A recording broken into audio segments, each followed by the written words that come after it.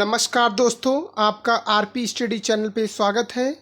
तो ये आज के न्यूज़ हैं, देखते हैं। देखिए, पहला न्यूज़ है कामयाबी, ऑक्सफोर्ड के टीके का परीक्षण सफल, दिसंबर तक आएगा। तो ये देखिए, लंदन की ऑक्सफोर्ड यूनिवर्सिटी है, ये कोविड-19 वैक्सीन इंसानों पर पहले 2 चरण के परीक्षणों में खरी उतरी है।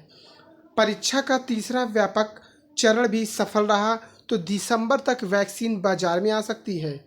और इसमें देखिए, ऑक्सफोर्ड यूनिवर्सिटी ब्रिटिश दवा निर्माता कंपनी एस्ट्राजेनेका के सहयोग से वैक्सीन एजेंडा 1222 तैयार रही है। मेडिकल जर्नल लाइसेंस ने सोमवार को कहा कि जिन 1107 व्यक्तियों को यह वैक्सीन या टीका दिया गया है, उनमें से ज़्यादातर में वायरस निष्क्रिय करने की प्रतिरोधी क्षमता बढ़ गई है और भारत में अगले माह में ट्रायल हो सकता है। तो ये देखिए, ये भी बहुत बड़ी न्यूज़ है। भारत में जो है ये अगले माह में इसका ट्रायल शुरू हो सकता है। देखते हैं क्या लिखा है इसमें। भारत में भी ऑक्सफोर्ड के टीके का परीक्षण होगा, या फेज 3 से होगा जो अगस्त से शुरू होगा। एस्ट्राजेनेका ने सस्ता टीका बनाने के लिए भारत के सीरम इंस्टीट्यूट से करार दिया है। सीरम एक टीके की 1 अरब खुराक तैयार करेगी।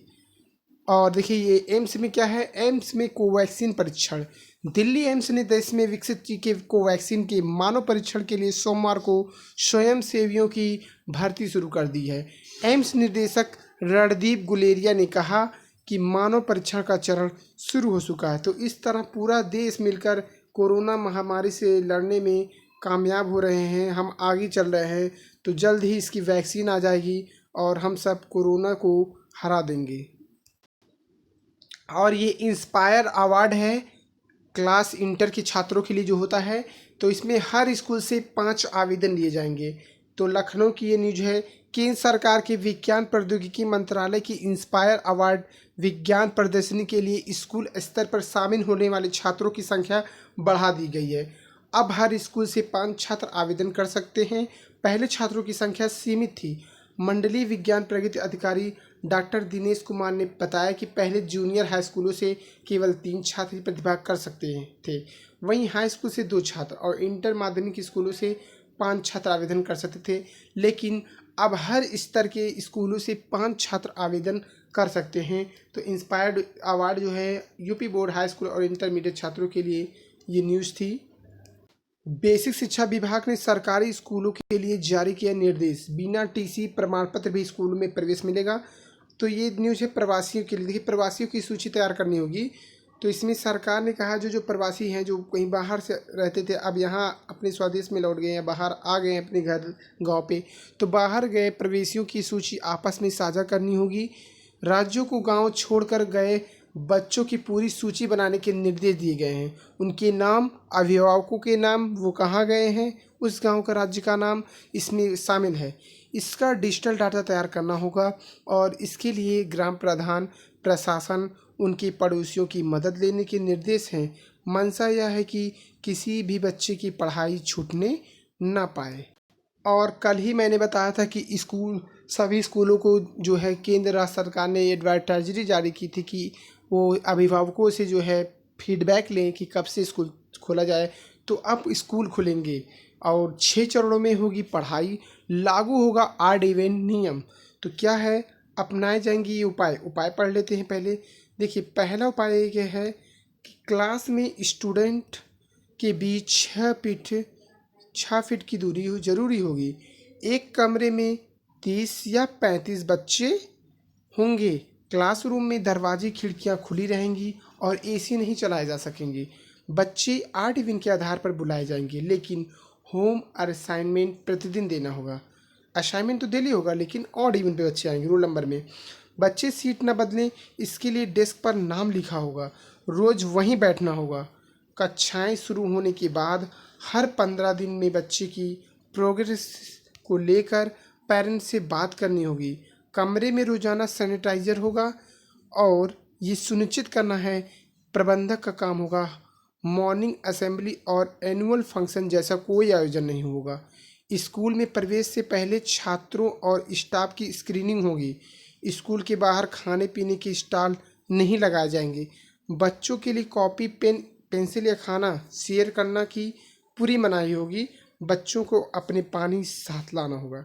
मतलब पूरी तरह से पैक होकर आना है, बच्चों को घर से फूड वगैरह लाना है, अपना पानी लाना है, अपने सामान किसी एक दूसरे से शेयर नहीं करना है और अपनी अपनी सीटों बैठा। तो ये कुछ उपाय हैं जिसकी जो है सूचना पूरा आ गई है और इस तरह 6 चरणों में इस विद्यालय खोले जाएंगे। तो ये अच्छी न्यूज़ है। अगला न्यूज है 196 संविदा शिक्षकों की सेवा समाप्त। सूबे के सभी होम्योपैथिक मेडिकल कॉलेज में तैनात शिक्षकों की शिकायत लोकायुक्त से हुई थी, जिसकी जांच चल रही है। अब नए सिरे से मेडिकल कॉलेज में संविदा पर शिक्षकों की तैनाती होगी। ये प्रशांत द्विवेदी हैं जो अपर मुख्य सचिव आयुक्त हैं, इन्होंने बताया है। तो राजकीय होम्योपैथिक मेडिकल कॉलेज अलीगढ़ समेत सूबे के 9 मेडिकल कॉलेज के 196 संविदा शिक्षकों की सेवा अब समाप्त हो चुकी है। तो देखते हैं इसमें इन संविदा शिक्षकों की नियुक्ति क्या बात हुआ है। तो इसमें कहा गया है कि नवोदित शिक्षकों की नियुक्ति समाप्त करना सरकार की सबसे बड़ी भूल साबित होगी, क्योंकि संविदा शिक्षकों के कारण ही इन कॉलेजों की मान्यता तो बची ही है, सीटों में वृद्धि भी हुई है। ये आपका उत्तर प्रदेश संविदा शिक्षक वेलफेयर एसोसिएशन ने कहा है। और ये देखिए 2.25 लाख छात्र प्रमोट की जाएंगी। तो पॉलिटेक्निक है तो इसमें पहली बार मिलेगा ग्रेड से सुधरने का मौका। तो पॉलिटेक्निक के छात्रों को ग्रेड सुधारने के लिए एक मौका देने की पहल की जा रही है। इसके लिए निर्देशालय स्तर पर प्रस्ताव बनाया जा रहा है। प्राविधिकी शिक्षा निदेशक मनोज कुमार ने बताया है कि कई बार मेधावी छात्र किसी कारणवश परीक्षा में सर्वश्रेष्ठ प्रदर्शन नहीं कर पाते हैं। इसका असर उनके डिप्लोमा पर पड़ता है। इसलिए प्रस्ताव बनाया गया है जो छात्र अपने ग्रेड स्तर में संतुष्ट नहीं हैं वे अगले स्तर के अंत में परीक्षा में भाग लेकर इसे सुधार सकते हैं। बता दें कि विश्वविद्यालयों में इस तरह ग्रेड सुधारने के नियम लागू हैं। पॉलिटेक्निक संस्थानों के लिए यह पहला मौका है। साथ ही पॉलिटेक्निक अंतिम वर्ष के छात्रों को छोड़कर अन्य सभी छात्रों को प्रमोट करने के लिए मानक तय नियम 7 संसदीय कमेटी बैठाई जा चुकी है। अगली न्यूज है क्रमिक संगठनों ने शासन को पत्र लिखकर पदोन्नति की मांग की है। तो सिंचाई लोनिनी मतलब लखनऊ विश्वविद्यालय में 33% इंजीनियरिंग के पद खाली हैं। अब देखते हैं कौन कौन से पद ये रिक्त हैं, आपको सूचित कर देते हैं। देखिए सिंचाई विभाग में 243 पद रिक्त हैं। इसमें पदनाम है प्रमुख अभियंता का 3 पद स्वीकृत हैं, कार्यरत 2 हैं और 1 पद रिक्त है। इसमें मुख्य अभियंता स्तर में 1 में देखें 12 पद स्वीकृत हैं, 10 कार्यरत है, जबकि 2 पद यहाँ भी खाली हैं। मुख्य अभियंता स्तर 2 के 37 पद स्वीकृत हैं, 37 कार्यरत है, इसमें नहीं खाली है कोई पद। अधीक्षण अभियंता में 137 पद स्वीकृत हैं, 119 कार्यरत हैं, जबकि 18 पद यहाँ पे रिक्त हैं। और अधिशासी अभियंता 574 स्वीकृत पद हैं, 352 यहाँ पे कार्यरत हैं, लेकिन 222 पद पूरी तरह से नियुक्त हैं।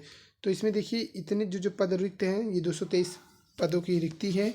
तो लोक निर्माण विभाग में अभियंता समर के कई पद रिक्त हैं, लेकिन कुछ मामले कोर्ट में विचाराधीन हैं। हालांकि शासन में फाइल भेजी जा चुकी है। उम्मीद है कि जल्द ही प्रमोशन की प्रक्रिया भी शुरू हो जाएगा। ये राजपाल सिंह विभागाध्यक्ष है लखनऊ विश्वविद्यालय को, उन्होंने कहा है। तो ये देखिए सिंचाई है, बड़ी न्यूज़ है। अगर भर्ती आ जाती कितने बेरोजगारों को नियुक्ति भी मिल सकती है इसमें। अगली न्यूज़ है AKTU की परीक्षा 1 से 6 सितंबर के बीच कराई जाएगी। तो doctor Abdul Kalam Azad technical university सोमवार को अंतिम वर्ष की परीक्षा का विस्तृत कार्यक्रम जारी किया है। आपको बता दें जो 1 से 6 सितंबर के बीच परीक्षाएं होंगी वो aktu.ac.in पर जाकर आप अपलोड कर दिया गया है। बीटेक देखिए अधिकतर परीक्षा 1 सितंबर को, बी फार्मा 2 व 3 सितंबर को, BFD BFA 1 सितंबर को, BHCT 2-3 सितंबर, MBA का 2 से 6 सितंबर, BR का 1 से 3 सितंबर और MAM 2 से 5 सितंबर, MCA का 2 से 3 सितंबर। और सभी पेपर बहुविकल्पी होंगे, ये मैंने अभी बीच ही आपको न्यूज़ में बताया हुआ है। और ये देखिए बहुत बड़ी न्यूज़ है, 31 जुलाई तक ऑनलाइन आवेदन, 14 तक आयोग में जमा होगी हार्ड कॉपी। तो उत्तर प्रदेश लोक सेवा आयोग UPSC ने सहायक वन रक्षक क्षेत्रीय अधिकारी F4 सेवा परीक्षा 2019 की प्रारंभिक परीक्षा में सफल अभ्यर्थियों को मुख्य परीक्षा के आवेदन के लिए एक और मौका दिया है।